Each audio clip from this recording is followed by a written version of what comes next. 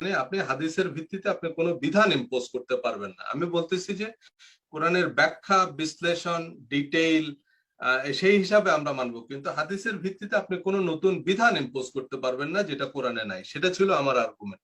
আচ্ছা, এরপরে যে জিনিসটা আমি এটা একটু ক্লিয়ার করে শেষ করব, সেটা হচ্ছে আল্লাহ ও তার রাসূলের অনুসরণ বলতে কেউ যদি বুঝে যে আল্লাহ কিছু বিধান দিয়েছেন, নবীও কিছু বিধান দিয়েছেন এবং আল্লাহর বিধানের মতো নবীর বিধানও মানতে হবে, তাহলে গুনাহ টুনা না, একেবারে আবু জাহেলের মতো মুশরিক সে। আল্লাহর বিধানটাই নবীজি পৌঁছে দিয়েছেন, এই জন্য কুল আতিউল্লাহ ওয়ার রাসূল, আল্লাহ ও তার রাসূলের আনুগত্য করো, যেহেতু আল্লাহর বিধানটাই, আল্লাহর কথাটাই নবীজির কথা, এই জন্য এটা নাউন প্রোনাউনের মতো ইন্টারচেঞ্জেবলি ব্যবহার হয়েছে, এটা আলাদা আলাদা কোনো বিধান না। জি, ধন্যবাদ। জি, আব্দুল্লাহ বিন আব্দুর রাজ্জাক, আপনি বলবেন। জি, সজল ভাই বললেন যে উনি যে কিতাবুল্লাহ ব্যতীত অন্য কিছু মানা যাবে না, এটা হাদিস থেকে উনি দলিল দিয়েছেন, আমি কোনো অ্যান্সার দেইনি। আসলে হাদিস যদি আমি পেশ করা শুরু করি, আমরা বহু বক্তব্যে, বহু আলোচনায় অগণিত অসংখ্য হাদিস রাসূল সাল্লাল্লাহু আলাইহি ওয়াসাল্লামের পক্ষ থেকে আছে, যেগুলোতে স্পষ্ট এবং ক্লিয়ার, এবং সাহাবায়ে কেরাম রাসূল সাল্লাল্লাহু আলাইহি ওয়াসাল্লামের হাদিসে মত পরিবর্তন করতেন। ওই বিষয়ে আমি ডিটেইলস আসবো, কিন্তু আমি চেষ্টা করতেছি কোরআন থেকে, কেননা যেহেতু মূল জিনিস হচ্ছে ওনার দাবিতে কোরআন। আমি হুট করে হাদিস থেকে একটা বলে দিলে উনি বলে দিবে যে এই হাদিস আমি মানি না বা এই হাদিস মুক্ত। আমি আসবো ইনশাল্লাহ হাদিসের দিকে, কিন্তু প্রথমত আগে কোরআন থেকে দেখাই যে রাসূল সাল্লাল্লাহু আলাইহি ওয়াসাল্লাম স্বাধীন সত্তা শরীয়ত প্রণয়নের ক্ষেত্রে, এবং রাসূল আল্লাহ সুবহানাহু ওয়া তাআলা তাকে যে ওহী করেছেন, উনি ওহী থেকেই শরীয়ত প্রণয়ন করেন, কিন্তু সব ওহী কোরআনে নাই। এটা হলো আমাদের মূল কথাটা বুঝতে হবে। আমি এটা বলছি না যে আল্লাহ রাসূল আল্লাহর ওহী ব্যতীত কোন শরীয়ত প্রণয়ন করতেছেন, আল্লাহর ওহী অনুযায়ী শরীয়ত প্রণয়ন করতেছেন, কিন্তু সব ওহী কোরআনে নাই। এই জিনিসটা মাথায় রাখতে হবে, না হলে জিনিস বুঝতে ভুল হবে। এবার আমরা আমাদের আলোচনায় ফিরে আসি। আমরা যেখানে ছেড়েছিলাম, সূরা নিসার 61 নম্বর আয়াতে আল্লাহ সুবহানাহু ওয়া তাআলা বলছেন, এই জায়গাতে সজল ভাইয়ের কথার সম্পূর্ণ জবাব আছে সরাসরি। ওয়াইযা কিলা লাহুম তাআলাউ ইলা মা আনজালাল্লাহ ওয়া ইলার রাসূল। এখানে আল্লাহ আর বলেননি যে আতিউল্লাহ ওয়া আতিউর রাসূল, যে উনি বলবেন যে এখানে এখন আতিউর রাসূল মানে আতিউ কিতাব আল্লাহ। এখানে কিতাবুল্লাহর কথা আগে চলে এসেছে, যে যখন তাদেরকে বলা হয় যে তোমরা আসো ইলা মা আনজালাল্লাহ, ওইটার দিকে যেটা আল্লাহ অবতীর্ণ করেছে, মানে আল্লাহর কিতাব, আর কোনটার দিকে? ইলার রাসূল, রাসূল সাল্লাল্লাহু আলাইহি ওয়াসাল্লামের দিকে। তাহলে এখানে কিতাবুল্লাহর পাশে রাসূল সাল্লাল্লাহু আলাইহি ওয়াসাল্লামকে আলাদা সত্তা হিসেবে আল্লাহ সুবহানাহু ওয়া তাআলা উল্লেখ করেছেন সূরা নিসার 61 নম্বর আয়াত।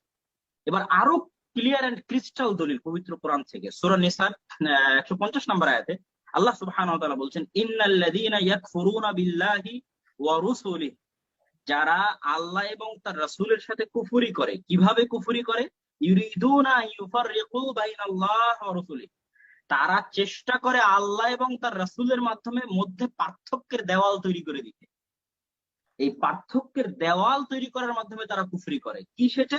ইয়াকুলুনা নুমিনু বিবা'দিন ওয়া নাকফুরু বিবা'দ, তারা বলে যে আমরা আল্লাহর পক্ষ থেকে আসলে মানবো আর আল্লাহর নবীর পক্ষ থেকে আসলে মানবো না। এইভাবে আল্লাহ এবং আল্লাহর রাসূলের মধ্যে পার্থক্য করার মধ্যে দিয়ে তারা কুফরি করে। একদম ক্লিয়ার এন্ড ক্রিস্টাল দলিল যে আল্লাহ সুবহানাহু ওয়া তাআলাকেও মানতে হবে, রাসূল সাল্লাল্লাহু আলাইহি ওয়াসাল্লামকেও মানতে হবে। কেননা আল্লাহ রাসূলের প্রতি যত ওহী হয়েছে সব ওহী পবিত্র কোরআনে নাই, তার বাইরে ওহী হতো, যেটা আমরা প্রমাণ করেছি। আল্লাহ সুবহানাহু ওয়া তাআলা সূরা নিসা 152 আল্লাযীনা আমানু বিল্লাহি ওয়া রাসূলিহি ওয়া লাম ইউফাররিকু বাইনা আহাদিন মিনহুম, যারা আল্লাহ এবং আল্লাহর রাসূলের প্রতি ঈমান আনে এবং তাদের মধ্যে কোনো পার্থক্য করে না। এটা আল্লাহ সুবহানাহু ওয়া তাআলা স্পষ্ট করে পবিত্র কোরআনে বলে দিয়েছেন। এবার আসি, আমি আতিউল্লাহ এটার শব্দই বাদ দিলাম, কেননা আতিউল্লাহ শব্দ বললে উনি অন্য বিভিন্ন ব্যাখ্যা করবে। এবার আমরা আসি, ইত্তাবিউ, এই কথাটা পবিত্র কোরআনে ব্যবহার হয়েছে। পবিত্র কোরআনে কোথাও ইত্তাবিউল্লাহ, আল্লাহকে ইত্তেবা করো, এই কথা ব্যবহার হয়নি। কেননা আল্লাহ সুবহানাহু ওয়া তাআলা ইত্তেবা করার জন্য যেটা ইত্তেবার শাব্দিক অর্থ, সেটা হচ্ছে আইয়াসিরা রাজুলু ওয়া আনতা তাসিরু ওয়ারাহু, একজন ব্যক্তি সামনে হাঁটবে এবং তার পিছনে আরেকজন হাঁটবে, দেখে দেখে যে সে কোথায় কোথায় পা ফেলতেছে, এটার নাম ইত্তেবা। এটার জন্য দেখা লাগে, অনুসরণ করা লাগে। তো এটা সম্পূর্ণরূপে, ইত্তেবাটা সম্পূর্ণরূপে আল্লাহ রাসূলের সাথে খাস। সেটা আল্লাহ সুবহানাহু ওয়া তাআলা পবিত্র কোরআনে স্পষ্ট করে বলতেছেন, আল্লাযীনা ইয়াত্তাবিউনা আর-রাসূলান নাবিয়্যাল উম্মি, উম্মি নবীকে যারা অনুসরণ করে, ইত্তেবা করে, এটা আত্মায় ইত্তেবা করে। আল্লাযী ইয়াজিদুনাহু মাকতুবান ইনদাহুম ফিত তাওরাত ওয়াল ইনজিল, যেই উম্মি নবীকে তারা লিখিত আকারে পেয়েছে তাদের তাওরাত এবং ইনজিলে। ইয়া'মুরুহুম বিল মা'রুফ ওয়া ইয়ানহাহুম আনিল মুনকার, যেই নবী তাদেরকে সৎ কাজের আদেশ দেয়, অসৎ কাজে বাধা দেয়। আরো কি করে, এবার দেখেন নবীর স্বাধীন সত্তা হালাল হারাম করার ক্ষেত্রে। ওয়া ইউহিল্লু লাহুমুত তাইয়্যিবাত, নবী তাদের জন্য হালাল করে দেন। ওয়া ইউহাররিমু আলাইহিমুল খাবায়েস, এবং খাবায়েস জিনিস তাদের জন্য হারাম করে দেন। কে করেন? নবী করেন। পবিত্র কোরআন আল্লাহ সুবহানাহু ওয়া তাআলা বলে দিয়েছে। এবার এখানে যে নবী আলাদা, সেটা এই আয়াতের শেষে গিয়ে আরো স্পষ্ট হয়। এই আয়াতেরই, এটা সূরা আরাফে 157 নম্বর আয়াত আমি পড়তেছি, সেখানে আল্লাহ সুবহানাহু ওয়া তাআলা আয়াতের শেষে বলছে ফাল্লাযীনা আমানু বি, অতএব যারা এই নবীকে ঈমান আনলো, ওয়া আযযারুহু ওয়া নাসরু, এবং এই নবীর অনুসরণ করলো, তাকে সহযোগিতা করলো, ওয়াত্তাবাউন নূর আল্লাযী উনজিলা মাআহ, এবং যে নূর তার প্রতি অবতীর্ণ করা হয়েছে সেটাকেও সে অনুসরণ করলো। এটা আল্লাহ সুবহানাহু ওয়া তাআলা 157 নম্বর সূরা আরাফ। এখানে আল্লাহ কিতাবুল্লাহ এবং রাসূলুল্লাহ দুইজনকে আলাদা করেছেন, এবং রাসূলুল্লাহকে হালালকে হারাম করার এবং হারামকে হালাল করার উনি এখানে সম্পূর্ণরূপে পারমিশন দিয়েছেন। এবার আমরা আসি যে কোরআনের হিকমাহ, কোরআনে যে হিকমা বলা হয়েছে, এটা সজল ভাই বহু বক্তব্যে বলেছে এবং কিছুক্ষণ আগে উনি বলেছেন যে এই হিকমা হাদিসের মধ্যে নাই, বা এই হিকমা কোথাও খুঁজে পাওয়া যায় না, বা উনি বহু জায়গায় বলেছেন এই হিকমাটা হচ্ছে কোরআনই। কেন আল্লাহ সুবহানাহু ওয়া তাআলা কোরআনকে হাকিম বলেছে, কোরআনের মধ্যে হিকমা আছে। এবার আমরা দেখি আল্লাহ কি কোরআনের বাইরেও কোনো কিছুকে হিকমা বলেছে, না সব জায়গায় কোরআনকে হিকমা বলেছে? সূরা লুকমানের 12 নম্বর আয়াতে আল্লাহ সুবহানাহু ওয়া তাআলা বলেছেন ওয়ালাকাদ আতাইনা লুকমানাল হিকমা, আমরা লোকমানকে হিকমত দিয়েছি।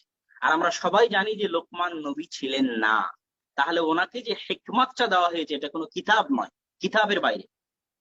তাহলে হিকমত যে সবসময় কিতাব হবে, এই ধারণাটা ভুল। এবার আল্লাহ রাসূলকে আল্লাহ সুবহানাহু ওয়া তাআলা কি কি দিচ্ছেন মানুষকে শেখানোর জন্য, এই সম্পর্কে একটা আয়াত, যেটা হিকমাওয়ালা আয়াত, ওটার বাইরেও আমি একটা আয়াত পড়তেছি, সূরা বাকারার 151 নম্বর আয়াত। কামা আরসালনা ফীকুম রাসূলাম মিনকুম ইয়াতলু আলাইকুম আয়াতিনা, আমি তাদের মধ্যে রাসূল প্রেরণ করেছি যে আয়াত তেলাওয়াত করবে, ওয়া ইউযাক্কিকুম, তাদেরকে পরিশুদ্ধ করবে, ওয়া ইউআল্লিমুকুমুল কিতাব, কিতাব বা কোরআন শিক্ষা দিবে, ওয়াল হিকমা, হিকমত শিক্ষা দিবে।